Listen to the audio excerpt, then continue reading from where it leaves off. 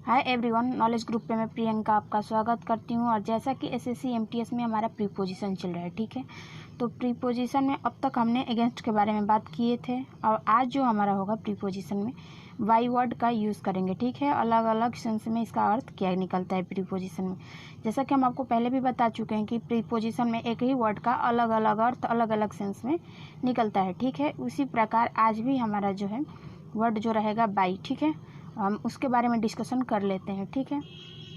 Class start करें उससे पहले आपसे एक रिक्वेस्ट है कि आप हमारे चैनल को लाइक कीजिए, शेयर कीजिए, सब्सक्राइब कीजिए और कमेंट कीजिए कि आपको ये क्लास कैसी लगी, ठीक है। चलो आओ बात कर लेते हैं, ठीक है। तो आज की जो कहानी है हमारा बाई से रिलेटेड है, ठीक है। तो बाई का अर्थ होता है के किनारे या के समीप, ठीक। तो एग्जाम्पल है कि his village is by the river. तो इसका अर्थ होगा कि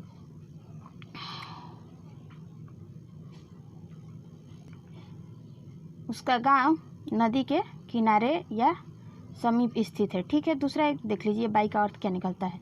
तो दूसरा जो है बाई का अर्थ के द्वारा निकलता है, ठीक है। इस अर्थ में बाई का प्रयोग ऑब्जेक्टिव से पहले करते हैं और सामान्य वाक्यों में बाई प्लस यातायात के साधनों लिखे जाते हैं, जबकि पैसिव वॉइस में ब प्लस बाई प्लस ऑब्जेक्ट लिखते हैं, ठीक है।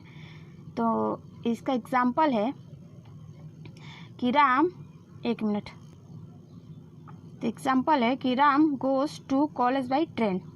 तो यहाँ पे देख रहे हैं ना किसकी बात हो रही है, तो ट्रेन की बात हो रही है। तो इसका अर्थ होगा कि राम ट्रेन के द्वारा कहाँ जाता है, कॉलेज जाता है। तो यहाँ पे बाई का जो यूज़ हो रहा है संसाधन के रूप में हो रहा है, ठीक है। संसाधन के लिए प्रयोग किया जा रहा है, ठीक है। और इसका अर्थ क्या निकलेगा, के द्वारा। तो इसका अर्थ होगा कि राम जाता है कॉलेज किसके द्वारा, तो ट्रेन के द्वारा, ठीक है। दूसरा एग्जाम्पल है a letter is written by me. वह मुझे एक पत्र लिख रहा है, ठीक है। तो देख रहे हैं। तो आई होप कि यहाँ तक की आपको कहानी समझ में आ गई होगी। अब आगे और बात करते हैं बाई से रिलेटेड कि क्या क्या अर्थ निकलता है और किस किस सेंस में प्रीपोजिशन में यूज़ होता है, ठीक है। तो चलिए आइए बात कर लेते हैं। अब हम बात कर लेंगे कि बाई का प्रयोग निर्धारित समय से पहले तब के अर्थ में जब करते हैं तो बाई प्लस टाइम क्वालिफाई करता है। जैसे example, my train will arrive here by 4 o'clock। मेरी ट्रेन यहाँ 4 बजे आ चुकी होंगी, ठीक है। चौथा देखिए, बाई प्लस टाइम के स्ट्रक्चर पर फ्रेजल वर्ब का भी यूज़ होता है। जैसे सेंटेंस स्ट्रक्चर है इसका कि star plus comma plus subject plus verb plus object का यूज़ होता है, या subject plus verb plus object plus comma plus star पर आधारित होता है। जैसे एग्जांपल देखिए, by the end of this month, ठीक। और दूसरा एग्जांपल देख लीजिए कि he will have return from Mumbai. वह मुंबई से रिटर्न आ रहा है, ठीक है, आ चुका होगा। तो ये थे रूल, अलग अलग सेंस में इसका यूज प्लस कैसे हो रहा है हमने आपके साथ डिस्कशन किया। आगे आइए और बात कर लेते हैं इसे नियम से रिलेटेड। अब आगे बात कर लेते हैं बाई का अर्थ क्या होता है, मतलब के दौरान होता है, ठीक है। यहाँ पे बाई का अर्थ जो निकलेगा आपका के दौरान निकलेगा, ठीक है। तो इस अर्थ में बाई प्लस इंडिफिनिट टाइम लिखकर सीपी बनाते हैं और ऐसे वाक्यों में बाई बराबर ड्यूरिंग होता है, अर्थात कोई भी सब्स्टिट्यूट नहीं बनता, ठीक है। केवल यही अंतर होता है। जैसे बाई प्लस इंडिफिनिट टाइम बराबर सीपी होता है, ठीक है। जैसे एग्जांपल है कि Ram travelled by night. Ram आज रात के दौरान क्या करेगा, यात्रा करेगा, ठीक है। दूसरा एग्जांपल देख लीजिए कि Mohan travelled during the day, ठीक है। तो इसका अर्थ भी निकलेगा आपका कि मोहन आज दिन के दौरान क्या करेगा, यात्रा करेगा, क्योंकि ड्यूरिंग का भी अर्थ के दौरान भी निकलता है और बाई का भी अर्थ के दौरान निकलता है। तो देख लीजिए, थोड़ा सा ध्यान देने वाली ये बात है कि मोहन जो है यहाँ पे सब्जेक्ट हो जाएगा, ट्रेवल्ड वर्ब हो जाएगा, ड्यूरिंग प्रीपोजिशन हो जाएगा, प्लस ऑब्जेक्ट का यूज़ हो तो यहाँ हम ड्यूरिंग का यूज़ करेंगे, ठीक है। और अब बाई का यूज़ जो करेंगे नाइट, तो देख रहे हैं ना दिन और रात का फ़र्क हो रहा है, ठीक है। तो यहाँ सेंस जो है अलग अलग अर्थों में अलग अलग सेंटेंस के अकॉर्डिंग हो रहा है, ठीक है। आई होप कि यहाँ तक की कहानी आपको समझ में आ गई होगी। आइए आगे की कहानी और डिस्कशन कर लेते हैं।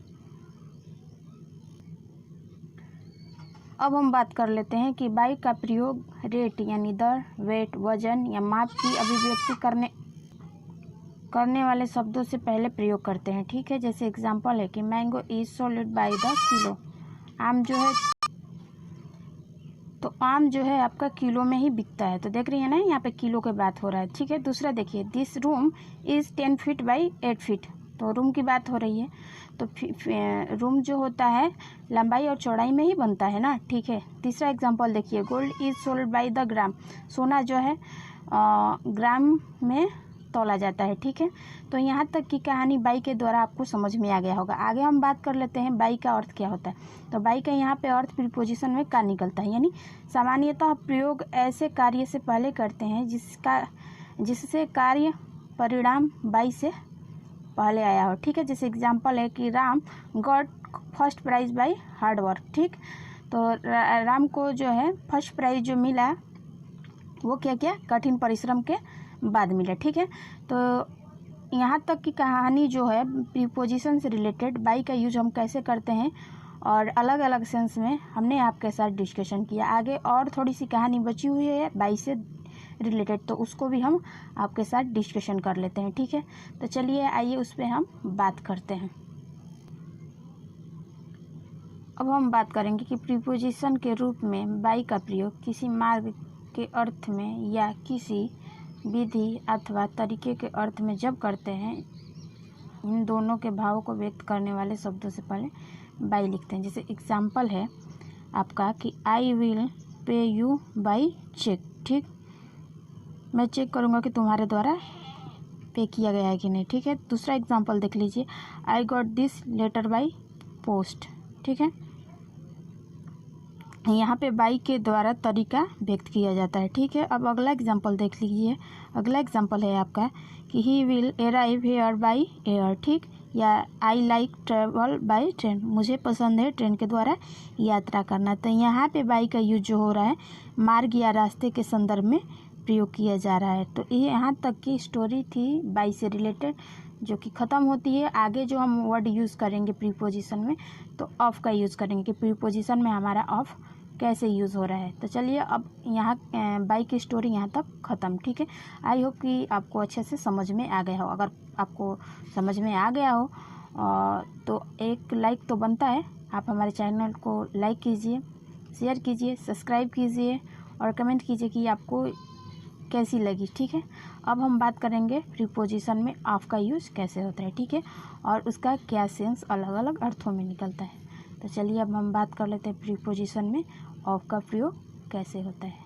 तो आइए अब ऑफ की कहानी हम जानते हैं कि प्रीपोजिशन में ऑफ का यूज कैसे होता है और किस सेंस में होता है। ठीक है, अब हम बात करेंगे कि प्रीपोजिशन में ऑफ या ऑफ और फ्रॉम का यूज़ कैसे होता है। ठीक है, तो रूल है कि किसी बीमारी से मरने के संबंध में हम ऑफ का प्रयोग करते हैं। जैसे सी डेड ऑफ कैंसर, वह कैंसर से मर गई। ठीक है, नोट है कि अन्य दूसरे कारण से मरने के संबंध में हम फ्रॉम का प्रयोग करते हैं। जैसे he dead from the loss of blood, उसके खून गिरने से वह क्या हुआ, मर गया। ठीक है, दूसरा एग्जांपल देख लीजिए, he did from over drinking, वह ज़्यादा पीने से क्या हुआ, मर गया। ठीक है, आगे आइए और प्रीपोजिशन में ऑफ से रिलेटेड हम रूल डिस्कशन करेंगे और ये हम आपके साथ डिस्कशन करेंगे कि क्या अलग अलग अर्थ में कैसे कैसे सेंस में निकलते हैं। ठीक है, अब हम बात करेंगे कि ऑफ का प्रयोग संबंध यानी रिलेशन बतलाने के लिए किया जाता है, जबकि ऑफ का प्रयोग बिलगाव या सेपरेशन बतलाने के लिए किया जाता है। जैसे एग्जांपल है कि we have read the novels of Rabindranath Tagore. ठीक, तो यहाँ पे जो बात हो रही है रिलेशन की बात हो रही है। ठीक है, दूसरा एग्जांपल देखिए, all the people appreciated the courage of the lady. ठीक है, तो यहाँ पे जो बात हो रही है रिलेशन की बात हो रही है। ठीक है, तीसरा एग्जांपल देखिए, ही फील ऑफ द ट्री या भोलू पुट ऑफ हिज दैट, तो यहाँ पे जो बातें हो रही हैं सेपरेशन की बातें हो रही हैं। ठीक है, फिफ्थ नंबर एग्जांपल देखिए कि स्विच ऑफ द फैन, पंखा को बंद करो, तो यहाँ पे जो बातें हो रही हैं सेपरेशन की बातें हो रही हैं। ठीक है, तो यहाँ तक की कहानी आपको समझ में आ चुकी होगी। ठीक है, आगे और भी रूल्स हैं, लेकिन उसका डिस्कशन हम अगले वीडियो में करेंगे, ठीक है। आज की कहानी यहीं तक।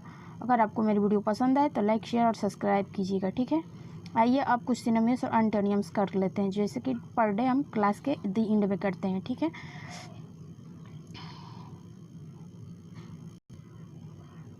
अब बात कर लेते हैं कुछ सिनोनिम्स और एंटोनिम्स, ठीक। पहला वर्ड है कैंडिड। कैंडिड का मतलब होता है सच्चा, और इसका सिनोनिम्स यानी पर्यायवाची होता है कि फेयर और ऑनेस्ट, ठीक।